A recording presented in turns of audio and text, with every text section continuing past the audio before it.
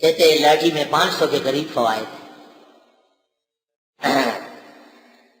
جب اپنے مقام پر پہنچو، امام بنو، مدرس بنو، یہ نہیں کہ کل درس میں 500 لاٹھیاں لے آؤ، کوئی لاٹھی بازی نہیں کرتی۔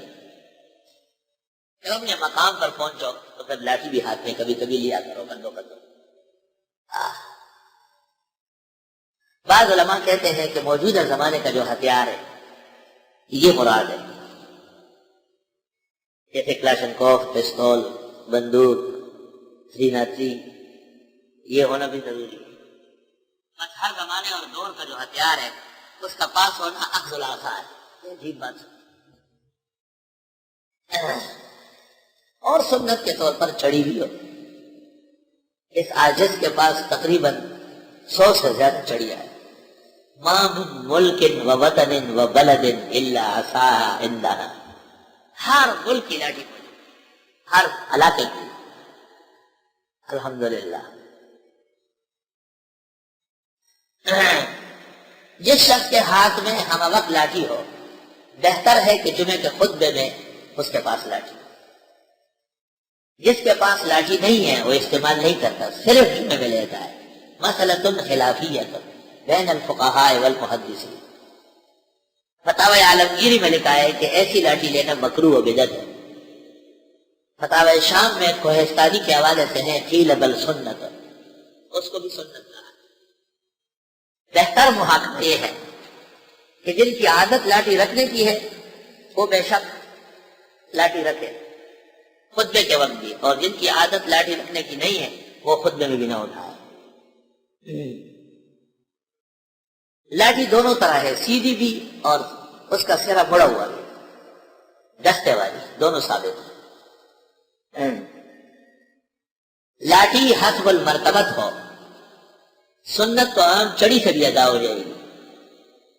خطیب کی لاٹھی، شیخ الحدیث کی، شیخ القرآن کی، استاد العلماء کی، خاص لاٹھی ہو، علم کا احساس ہے۔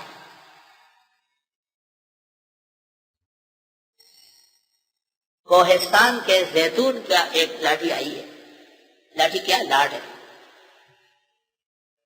اس کی نظیر نہیں ہے عرب و عجم میں، خود کوہستان میں بھی اس جیسی دوسری لاٹھی پیدا نہیں ہوئی۔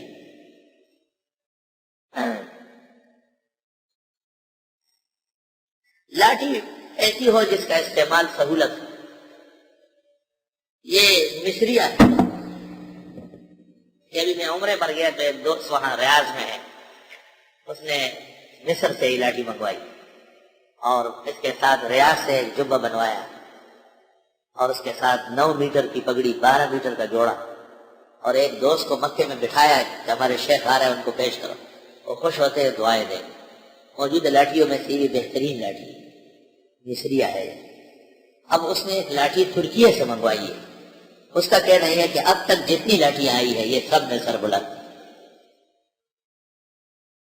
اس کی کوشش ہے کہ تفسیر کی دعا سے پہلے تفسیر کی دعا کے دن وہی لاٹھی یہاں موجود ہے۔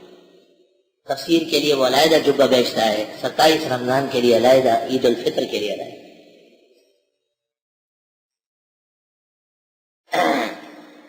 ہمارے ایسے احباب بھی ہیں جنہوں نے تفسیر کے 45 دن کے لیے 45 جوڑے اور 45 عبائیں علیحدہ علیحدہ، 45 رومال اور پگڑیاں گئے۔ ایک سال تو میں نے قبول کی، اگلے سال میں نے معذرت کی، میں نے کہا اس طرح جائے مناسب ٹھیک۔ ایک سال قبول کی، میں نے کہا چلے اس کا شوق علم، محبت قرآن قابل احترام۔ حضرت موسیٰ نے اس کے فوائد ذکر کیے۔ کہتے ہیں کہ امام غزالی کو خواب میں حضرت موسیٰ علیہ السلام نظر آئے۔ موسیٰ علیہ السلام نے کہا کون ہو، کیا نام ہے؟ تو اس نے نام، کام، مقام سب کچھ بتایا۔ تو موسیٰ علیہ السلام نے کہا تم کیسے عالم ہو؟ میں نے ایک بات پوچھی، تو 10 باتیں کرتا ہے، چپ نہیں ہو سکتا۔ تو غزالی نے کہا حضرت آپ سے بھی اللہ نے ایک بات کہی تھی، وما تلک بیمینک یا موسیٰ، تو آپ نے کہا ہی عصای اتوکأ علیہا واہش بہا علی غنمی لی فیہا مآرب اخری۔ تو انہوں نے کہا کنت متلذذا بکلام ربی، میں رب کے کلام سے لذت لے رہا تھا۔ قال الغزالی افلا اتلذذ بکلام کلیمہ، میں بھی اس کے کلیم کے کلام سے متلذذ ہو رہا ہوں۔ لذیذ بود حکایت دراز تر گفتن. لذیذ حکایت اس طرح کہی جاتی. چنانچہ حرف عصا گفت موسیٰ در طور. لذیذ بود حکایت دراز تر گفتن. انگریز ڈائری پر مولانا اسعد مدنی نے مقدمہ لکھا ہے اور شیخ الہند کے وفادار سپاہی اور ان کی جماعت کے سپہ سالار مولانا حسین گل رحمۃ اللہ علیہ پر جو بعض انگریز نوازوں نے اعتراضات کیے ان کے جوابات لکھے. اخیر میں مولانا اسعد مدنی لکھتے ہیں میری عادت زیادہ لکھنے کی نہیں ہے لیکن مولانا عزیر گل صاحب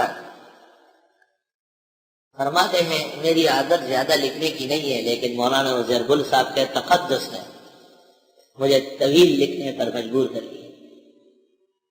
پھر فرماتے ہیں لذیذ بود حکایت دراز تر گفتن. بڑی شیرین حکایت تھی رہنے تو طویل ہو جائے. محبت کا کلام شیرین ہوتا ہے. قرآن محبتوں سے لبریز ہے اور کلام اللہ ہے اس لیے سارا دن تم سنتے ہو جم کے بیٹھتے ہو. یہ جو نیند آتی ہے لڑکڑاتے ہو یہ تو سکینہ آتی ہے. جب لڑکوں کے پاس روزے میں سکینہ آئے گی تو ظاہر ہے تھوڑی بہت جنبش تو ہوگی. یہ سب سکینہ کا کام ہے.